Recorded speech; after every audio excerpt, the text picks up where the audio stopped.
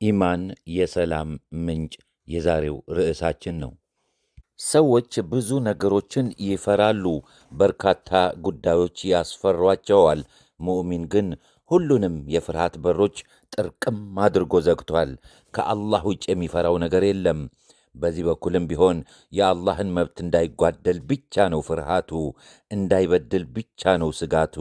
ከዚህ ውጭ ሰዎችን አይፈራም፣ ምክንያቱም ሊጠቅሙትም ሆነ ሊጎቱት አይችሉምና፣ ሞትም ሆነ ሕይወቱ በእጃቸው አይደለምና። የነቢያት አባት ነቢዩ ኢብራሂም ዓለይሂ ሰላቱ ወሰላም አላህ በብቸኝነት እንዲመለክ ጣዖታት እንዲሰባበሩ ጥሪ ባደረጉ ጊዜ ያጣጣሏቸው የሐሰት አማልክት ጉዳት ላይ እንዳይጥሏቸው ወገኖቻቸው አስፈራሯቸው።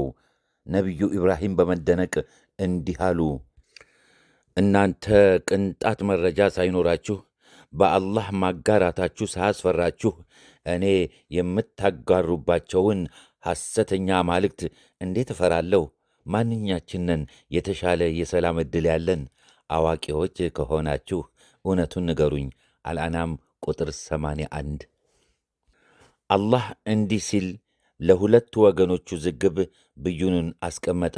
በቁርአንም እነዚያ ያመኑትና እምነታቸውን በበደል ያልበከሉት ሰላም የእነርሱ ብቻ ነው፣ ቅኑን ጎዳና የተመሩትም እነርሱ ብቻ ናቸው። አልአንዓም ቁጥር 82።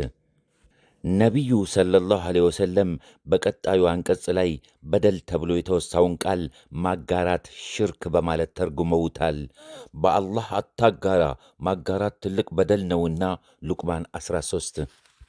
ኢማን፣ ተውሒድ አበይት የውስጥ ሰላምና መረጋጋት ምንጮች እንደሆኑ አንቀጹ ገልጾልናል። በአንጻሩ በአላህ መካድና ማጋራት ወይም በርሱ መጠራጠር የውስጥ መታወክና አለመረጋጋት አብይ ሰበቦች መሆናቸውን እንረዳለን። አላህ እንዲህ ሲል እውነትን ተናግሯል። በእነዚያ በካዱት ሰዎች ልቦናዎች ውስጥ ፍርሃትን እናስቀምጣለን። ቅንጣት መረጃ ያላደረጉበትን ነገር በአላህ ላይ በማጋራታቸው ይህን እናደርጋለን። መኖሪያቸው እሳት ነው። አልኢምራን ቁጥር 151። ወሰላሙ ዓለይኩም ወረሕመቱላሂ ወበረካቱ።